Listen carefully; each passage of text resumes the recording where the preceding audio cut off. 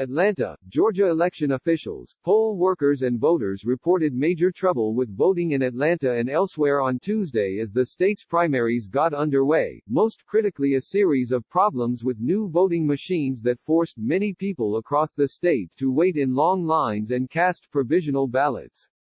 Mayor Keisha Lance Bottoms said on Twitter that voting machines were not working in many parts of the city. Poll workers in several locations were having difficulty operating the machines, which were new models. If you are in line, please do not allow your vote to be suppressed, Ms. Bottoms wrote.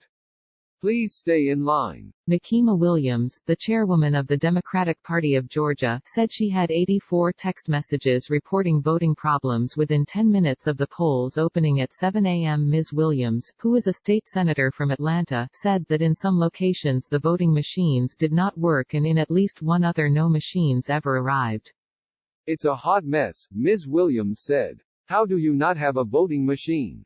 Election day problems are hardly new to Georgia, where Republican officials have overseen voting procedures that have led to hours-long lines, most recently during the 2018 governor's contest, which Brian Kemp, a Republican who at the time was Secretary of State and in charge of running the election, won by 50,000 votes over Stacey Abrams.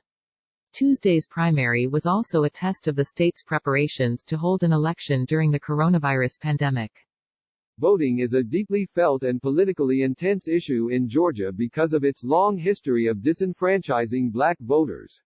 The governor's race was marred by accusations of voter suppression, particularly of African American and other minority voters, which Mr. Kemp denied. This year's elections are bringing a new spotlight to Georgia, which has two competitive Senate races and for the first time in a generation is expected to be a presidential battleground. The office of Brad Raffensperger, Georgia's Secretary of State, blamed Tuesday's problems on a variety of factors, including a shortage of experienced poll workers because of fears about the coronavirus, and a learning curve in using the new machines. We have reports of poll workers not understanding setup or how to operate voting equipment, said Jordan Fuchs, the Deputy Secretary of State.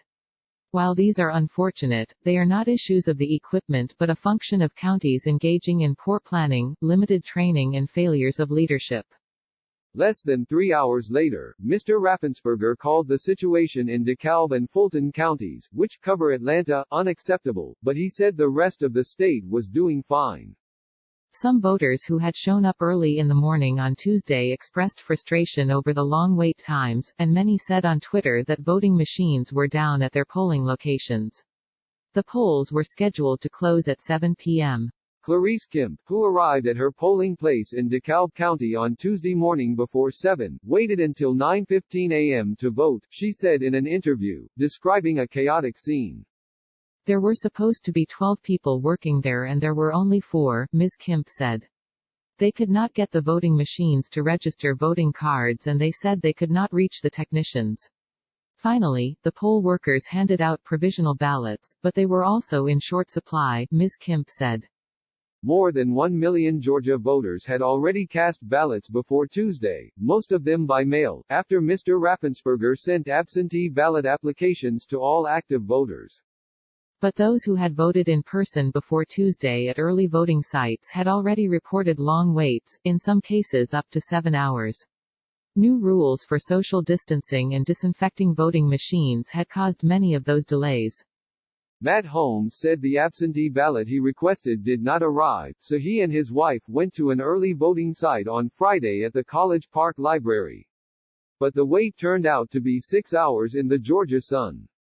Tempers were flaring, Mr. Holmes said, adding that there were not enough voting machines to accommodate the volume. Nevada, North Dakota, South Carolina and West Virginia were also holding primary elections on Tuesday. Democrats in Georgia were selecting a candidate for one of the 2 Senate races in the fall, to oppose an incumbent Republican, David Perdue. The winner of the other seat will be chosen in a special election in November with no primary.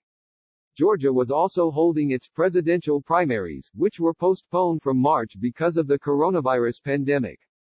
The leading contender in the Democratic Senate primary is Jon Ossoff, 33, who became something of a wunderkind candidate when he came close to flipping a House seat in a 2017 special election.